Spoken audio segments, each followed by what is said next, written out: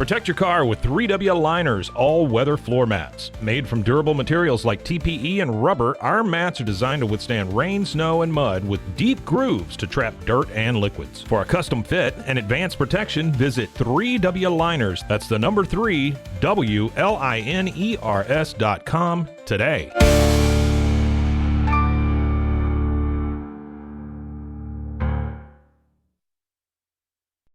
Relax with Hemp Delicious. Organically grown hemp, massively blended with delicious organic herbs, responsibly sourced for their holistic benefits. Each sip offers calming, antioxidant-rich wellness. Brewed just for you. Sip the calm with Hemp Delicious. Find your blend at hempdelicious.com. This is a Rogue Media Network podcast.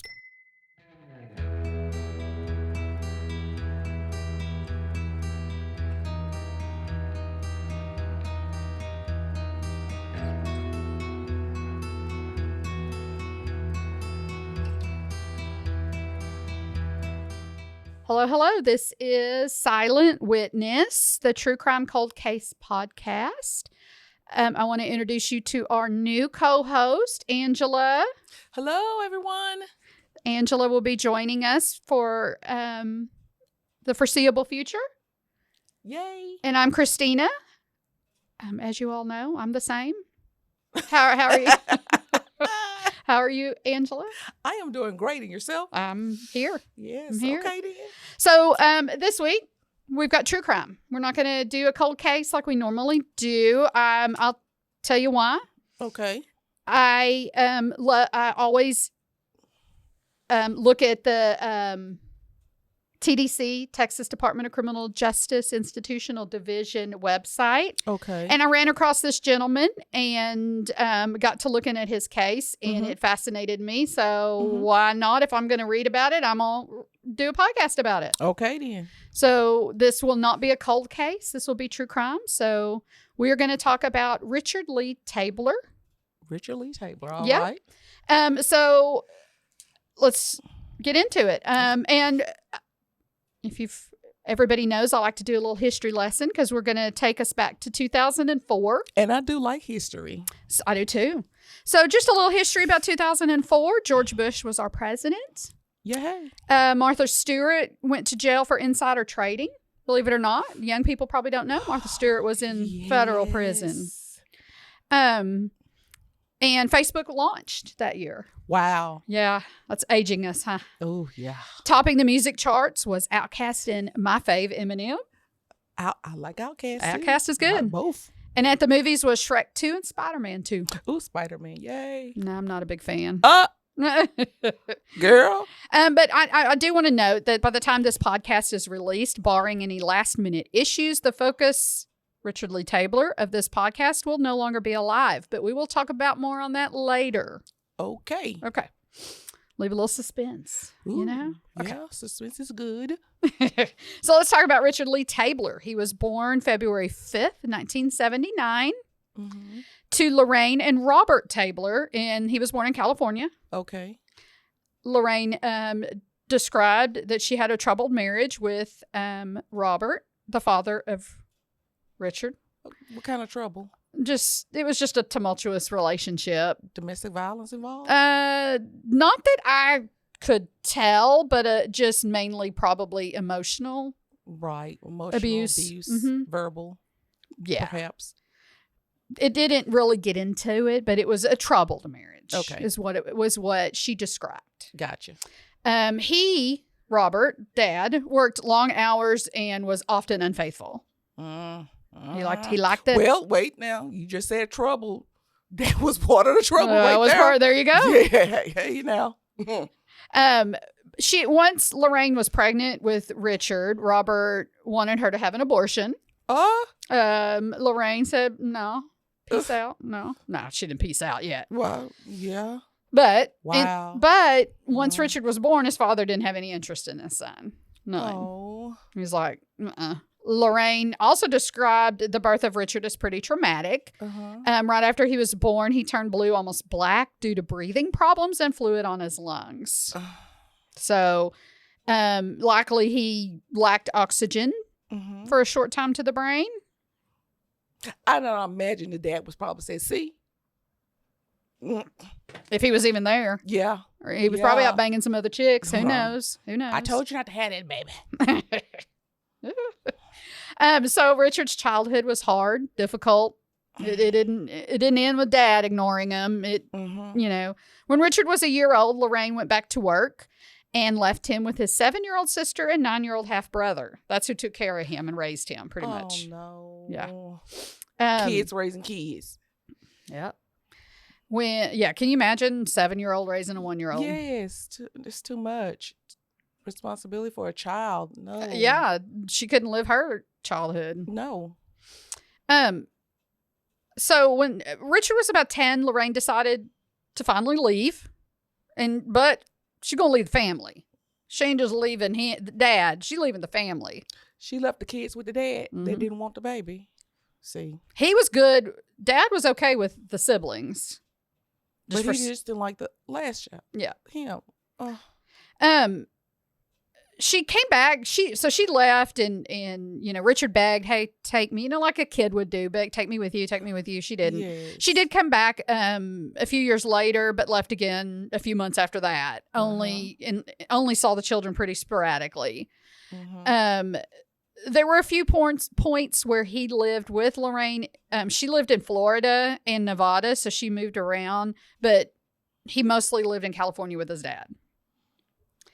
So all 3 of the kids have to face and live with abandonment by the mom. Yeah, and I don't know Right. about the siblings. I don't know if they Just- eventually went to mom. I'm not sure. I know Richard himself, would go back and forth a little bit, but mostly with his dad, who didn't give a rat's ass about him. From the get-go. Yep.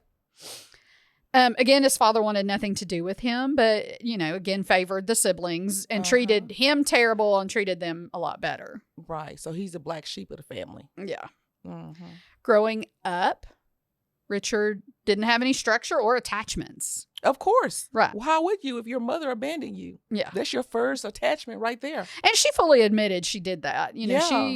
She Yes. knows, And that deeply affects a child It does. throughout, because you don't, that's just your first bond with mom. Yeah. Emotional bond. Yeah. And then he did bond with her, but then she left and broke the bond. Yes, again, betrayal. Yeah. He struggled in school. He struggled making friends. Of course. His mother describes him as calm, but then would explode into anger. Mm. She also stated on court record that he likely felt abandoned by everyone, and including her. And like I said, she fully admitted that. Right. That. His sister also described their childhood as having no structure or stability. She testified that his psychological issues stemmed. Now, mind you, this is coming from layman. It's not coming from a doctor yet. Right. We'll get into the doctor stuff later, Right. but this is just them testifying, even though they have no medical background. Uh-huh. But she said that the psychological issues stemmed from probably trauma at birth, and then he had some falls when he was a teenager. He fell from a tree, hit his head. So, that could affect, obviously. She also stated that the adults in his life didn't seek help for him until it was probably too late. They didn't seek the interventions at an early age. Well, it seemed like both parents kind of doing their own thing. Yeah. Yeah. And because it didn't happen, it prevented him from being, and I'm air quoting, normal. He wasn't a normal child. Right. He was also diagnosed as ADHD. But according to his sister, he was diagnosed at age 12. And again, because there was no early interventions, it probably was late. Late in life that... He was diagnosed. Yeah. Right. But anyway. Because and you said this was 79? No. When- He was born in 79. So this would have been in the 80s. Were they diagnosing children with that then? I don't know. He was 12, so it'd have been 12 years. So it'd have been, 90? So, yeah, I guess so. I don't know. When they start diagnosing children with Listen, this. I'm criminal justice, not math. That part. I'd probably make a lot more money if I knew how to do math. Oh, my goodness. Anyway. Okay, then, come on. So he continued to have trouble controlling his emotions and had a hard time in society. Okay. obviously. You know, school, Right. friends, all that. Right. His sister also describes him as needy, Of course. always seeking love and attention, and even if the attention was bad, we know kids we do already that. know that. Well, adults too. You know, we be working that field. Adults too. Adult, They don't care. Attention is attention, whether it's bad or good. yeah. And we'll see that plays an issue later on Right. in life. Okay, then. Yeah. So she also said, you know, troubled in school. He would wreak havoc in class. So he had very little education, and then the education that he did have didn't really stick. Yes. His mother and sister, along with experts, say Richard had brain damage due to oxygen depletion at birth and several falls, like I said, as a teen. He was also described or diagnosed with mental illness, but more on that later. Okay. That would have been a little later kind of thing. Don't we all have mental illness? Oh, yes. I mean, yeah. You know what, though? The field that you and I work in, you know, I've always said when we worked in this field together that the things that we see and the things that we read, guess what? I think we all kind of officers, like, you know, we can suffer from secondhand post-traumatic stress syndrome because we see a lot of stuff, and we read a lot of stuff. We've seen a lot in our many years. And dealing with them, you know, it creates, you know. And you got to deal with them, and you got to treat them fair when you really want to choke them out. And, you know, and you read their criminal histories, and it's you see stuff, you read stuff like sometimes you can't even, you know, process it. So you're like, what? Yeah. And that sticks in your mind too after you done read it. Yeah. Yeah. So back to Richard. Okay. He was no stranger to law enforcement either. So not only have trouble in school, he had trouble with Popo. Yes. Police. As an adult, and this is before he came to Texas, Richard was found guilty of second-degree burglary and sentenced to 4 years in a California prison. Okay. He didn't behave himself in prison, so he got transferred around. But in the book, he refers to prison, or the beginning of prison, as gladiator school.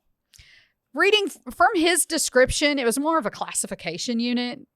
It seems like, you know, we have, so for those that don't know, when you go to prison, you're, or jail even, it doesn't matter. You're classified. You're classified minimum, medium, high security, high risk. So, and even that. in probation. Oh, we do that in probation, parole. High risk, low risk. Yeah. And that determines a lot of things. Level. And it determines, you know, where you're housed, who you're housed with, and so forth. So the way he described it because he wrote a book. Get out of town. You wrote a book? Yeah. I've been reading it, and I've got more opinions on that on our last episode, because this will be a 4-parter, because there's a lot. He did a lot. That's important. Okay, yeah, I want to hear about the book thing. Yeah, yeah, but the way he described it, he titled it Gladiator School, and he may have meant because it taught him stuff. It taught him a lot of stuff, criminal wise. But the way he also described it, it was more classification as well. So and they always send him first to a classification unit, right? Yeah. So, but again, he was not a model prisoner. He describes fights. He described one scene where he was in, I believe this is when he was in California. He beat up a cellie because he was yapping too much, and took him downstairs, and then like beat the hell out of him. Dragged him down the steps to the guards, and the guards, of course, restrained him. And then he said, well, what happened here? And he said, oh, he fell down the stairs, you know, trying to be funny. Yeah, they knew better. They didn't find it too humorous. Right. But anyway, enough of that. Yes. He thinks he's a funny boy. Yeah. So he was released from prison and on parole. He, of course, violated that parole and was arrested. And as he was being arrested, and in California, parole officers have arrest powers. Right. We don't here. Probation, Texas? Parole don't, but parole does carry guns, and some counties carry guns. Yeah. Some counties do. I carried when I was in probation. You carried in parole. So yeah. Anyway, back to that. So he was being arrested, and he escaped police custody while he was handcuffed. He escaped as he's handcuffed. He was captured again. He kicked out a police car window, tried to take off. He was eventually caught, sent back to prison. Right. Yeah. So, you know, they're going to catch you. Don't think you're getting away. He also, and we've had this happen to us, I'm sure, Mm-hmm. threatened his parole officer by Of stating course. he would, air quote, take care of him and his family. Oh, Lord. Mr. Okay. Tabler likes to threaten folks, and we'll Okay, talk a then. lot about that in the third episode. Okay. Well, he had the right officer. Well, Mhm. yeah. Yeah, he had the right one. He didn't have you. He had the right one. Let's just say that he had the right one. After the threat, Tabler was extradited to Florida because he had charges there. Uh-huh. Mind you, he's all over the place. And then when his parole officer called authorities in Florida, they advised they lost track of him, which means he absconded. Right. So, it the way the book described it is it was their fault. Right. No, you absconded. Right. Calm down. Because I'm like this. If you threaten your officer or anything like that, you're threatening an officer of the court. And I don't know if Yeah. charges were filed. That's what I'm saying. But I've been threatened. I'm sure you have been too. I'm like, bitch, you better try it. You better kill not me. with my family in there because I'm taking it all the way to the. There's a well, yeah, I've billion never right had- there. No, not that right there. I hadn't had family, no, not but that because there's right there. That's taking her to a whole nother level. Yeah. That is not even. The other threats you can deal with them in the office and stuff like that. But that family part, that's 1 to a billion, 0 to a billion. No. and I think the way you and I carried ourselves, we didn't get a whole lot of that because No. you better No. kill me. Girl, don't call me, don't help me in Guantanamo Bay. Listen, no, this is, you can talk. Don't, Trump isn't censoring us. Oh, Lord. Okay.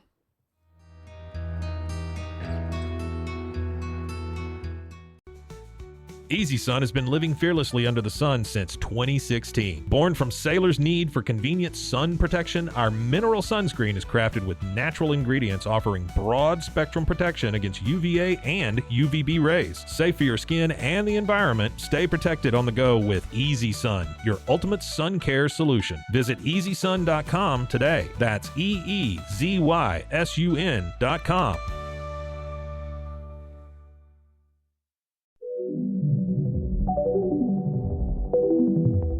Elevate your experience with Grenco Science, the leaders in cutting-edge vaporizers. Whether you're at home or on the go, our sleek, powerful devices deliver smooth, consistent hits every time. Quality you can trust, innovation you can feel. Grenco Science, take your vapor game to the next level. Visit us at GrencoScience.com.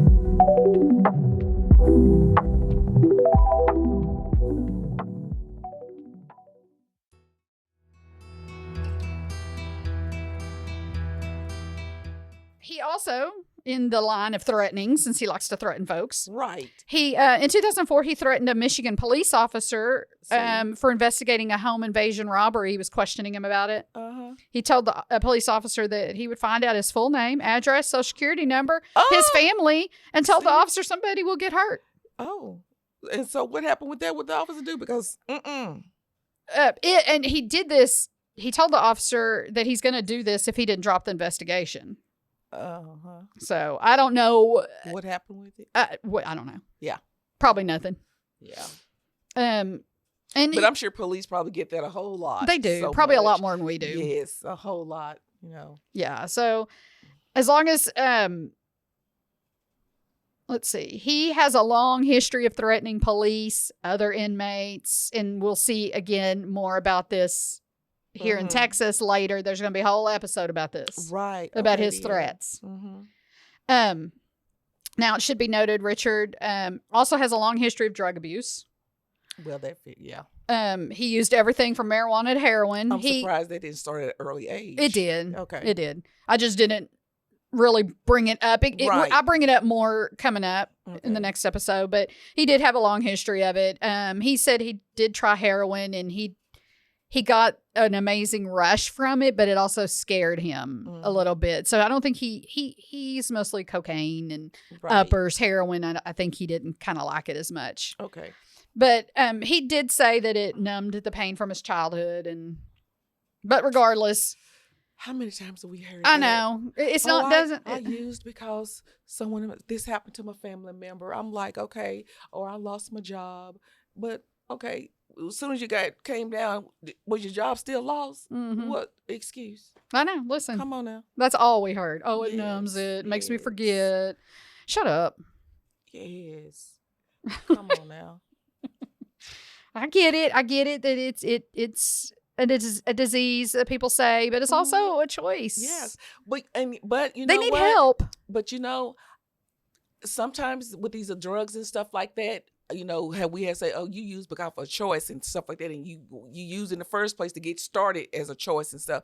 Some people, I think, like these opiate people that got addicted, they would have never been on drugs if it hadn't been this opiate crisis and they didn't go to the doctor for pain and things like that. And then they find themselves addicted to things that what they would have naturally never gone to drugs before, right? Because it's opiate crisis. The doctors and the pharmaceutical places not telling the truth, It's destroys so many people's lives. And I think that I do think that people do have this knack for getting addicted. I know for me, I could take an opiate and I'm not going to be addicted. No, I don't like it. I don't need nothing like that, right? Because of the fact I don't like the feeling. I don't like me either. That's the thing. Out of control now. I don't like that. I need to be in control, and so especially being a woman, we have to be in control of our senses. This drunk thing that we sometimes women can get into. I can't do it because I need to be in control of my senses and what's going on around me. Yeah, for sure. Okay, so but it I'm sure it numbed a lot for him, right? As whatever. That's what he had thought. So let's go on. Yeah, let's move on now. So we're gonna jump to Texas. So after he moved around, specifically Killeen. Mm-hmm. So we're talking about Killeen, Texas. After moving around, he was in Michigan, California, Florida. I think it's at Oregon. And listen, but I can see him doing that because his mom did it. Yeah, and his mom did do it. Yes.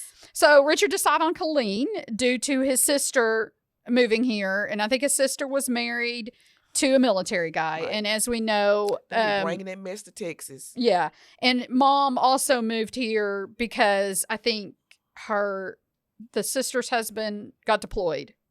And so mom came to stay with the sister. Mm-hmm. And as we know, or some of you might not know, the largest Army base is Fort Hood. Right. It is now called Fort Cavazos, I guess.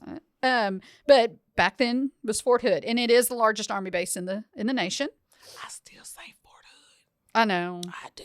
But it's Fort Cavazos. But anyway, I'm going to refer to it for this purposes of this podcast as Fort Hood because at the time it was Fort Hood. Now, Richard wasn't planning on spending too much time in Texas. He was just going to come visit his family, his sister. He hadn't seen his sister in years. He was in prison for 4 years. And, after he left, extradited. Anyway, it had been several years since he'd seen his mom and his sister. Right. And his sister's 7 years older than him. Mm-hmm. And she's married to an Army guy. Right. So he also came to Texas and he wanted to find a man named Terry Brotherton.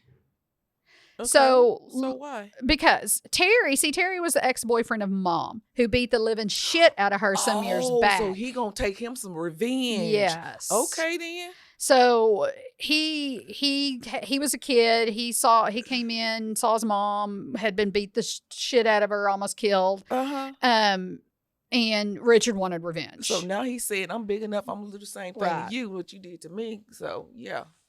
And so, because Richard wanted to, pay him back, he wanted to kill him. Revenge, yeah. But we'll talk a little bit about his life in Killeen here just a second. Basically, that really didn't go anywhere. Finding Terry, right? Okay. Didn't really go anywhere.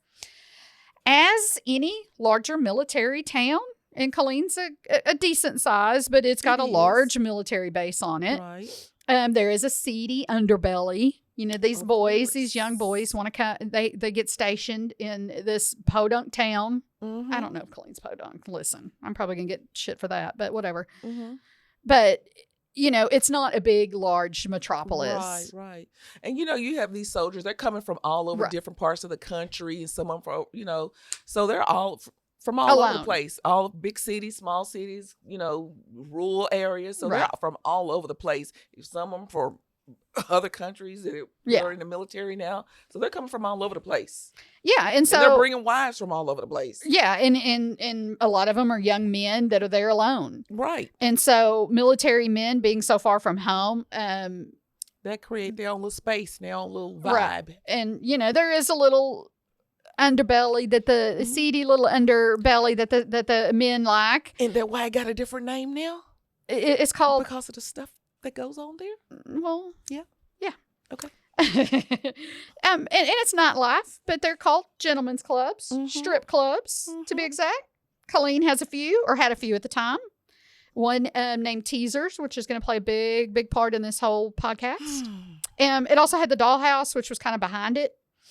And I'm sure they had some others, but these are the main ones because they were next to each other, or they were together. Okay. But we're going to focus on Teasers. Okay. According to Yelp, it was the shit at some point. Uh-oh. It was the shit place to be in 2001. Woo-hoo. Yep. Popping. Yeah. It's like, okay, we're going to see some women. Angela's over here dancing. She's ready to be a teaser girl. Ooh, drop it like it's hot. But according to, like I said, Yelp, it was the shit in 2001. Richard describes his first visit he made to Teasers. He goes in, he notices a Middle Eastern man barking orders, running the club. His name was Mohammed Amin Rahmani. I can't say his last name. I butchered it, but we're going to call him Amin. Okay. That's what everybody else called him. Gotcha. Amin. But everyone, like I said, everyone called him Amin. Richard eventually got to know him a little bit because he began to hang out the club a lot. Right. He also began dating a girl from Dollhouse, which is another strip club behind Teasers. Okay. Richard did not slow down a bit in Texas. He continued to break the law. But he found a shrewd way to do it. How? He found a good way to... listen. What? Get this. Come on now. He obtained an Army uniform and a fake military ID. He said he finna be a G.I. Joe. That's right. He went on the Army base and sold drugs to soldiers. He could get on this secure federal Army base. What was his ID? What was his identification? He got a fake ID. Oh, okay. Yeah, okay. Now, according to Richard's book, he was selling weapons and stolen cars, stereo equipment. According to court records, that the stereo equipment's true. Now, it seems odd because military bases have more weapons than any damn police department. How are you going to... I don't know. But I don't know now. Like you said, it's the underbelly. Listen, we're going to focus on drugs and stereo equipment. Because I don't know too much about the weapons issue. There wasn't a whole lot of backup on that, but there was on the other stuff. So, but back to the base itself. These bases are supposed to be the most secure facilities in the nation. Okay. In the world. Okay. It's amazing how secure a facility is that Richard could get on the base with fake stuff and sell drugs. Oh, and then apparently other people can too. He probably got a rush wearing the uniform, being important, being able to trick the Army at the gate. Maybe it made him feel important for the first time in his life. Yeah. But it was all fake and a lie, just like him. Okay. So he quickly made friends with a soldier named Timothy Payne. Okay. Tim was 18 at the time. Okay. He was from Missouri. Okay. Tim and Richard was about 25 at the time. Okay. 24, 25. So he kind of impressionable, Yeah. And he's from Missouri, alone, all this. Right. They became very good friends, inseparable. According to Richard, again, Richard wrote the book, and according to him, he only met him like 2 weeks. They'd only been friends 2 weeks, but all my other reports say, it may have been a little bit longer, but not that But much he's longer. 18, very impressionable. Yeah. And they would hang out often at Teasers at the strip club. Hey, young men seeing some naked ladies drinking. I'm sure they got to drink too, even though they're underage. Now, in Richard's book, he did not mention the friendship with Tim. And he didn't mention how they actually met. Well, he kind of sort of did, but I don't know. It was real shady, but they were friends. And I'm taking a lot of what is in here from Tim's police statement and stuff. So this is they're friends from the police statements. That's No, how no, you no, know, no. not from the book. Right. Okay. The book, he minimized the friendship a little bit. He Okay. mentions Timothy But throughout, not to the point where but not the police friendship. report- The friendship, yeah. So who knows what actually the truth somewhere in between, I'm sure. But however, according to Payne, they actually met at Teasers and both used drugs and were friends. So they, you know, would, I don't know. But let's jump ahead to Okay. November 2004. Okay. Okay. Specifically, this will be close to around Thanksgiving. We'll come about a week before, but Thanksgiving that year was November 25th. But we are going to save what happens for that to next episode. What? No, get out of town. Yep. Okay. Listen, I Okay, gotta- I'm ready. I'm interested now. Yeah, that's what I'm meaning. That's why y'all got to listen. I know. Come on back for the next episode. Yeah, so tune in to hear part 2, and I've named these episodes From Spree to Sentence. Yeah. Richard Tabler's story. Yeah. So tune in next week to hear what happens on Thanksgiving. Mm-hmm. And again, this will be a 4-parter. Also, yeah, We got that much information? we got that much. Oh, my goodness. He had it going on, didn't he? He was busy. He was popping it. Okay. But listen, follow us on our social media, Silent Witness TX on all the things. Mm-hmm. TikTok, Facebook, Instagram, all of them. Go follow us. Angela, you need to follow now that you're the co-host. Okay, then I will. You know, I'm not a social media gal, but I'll do Tell this. all your friends. And tune in next week for part 2. See you guys. Bye. Bye-bye.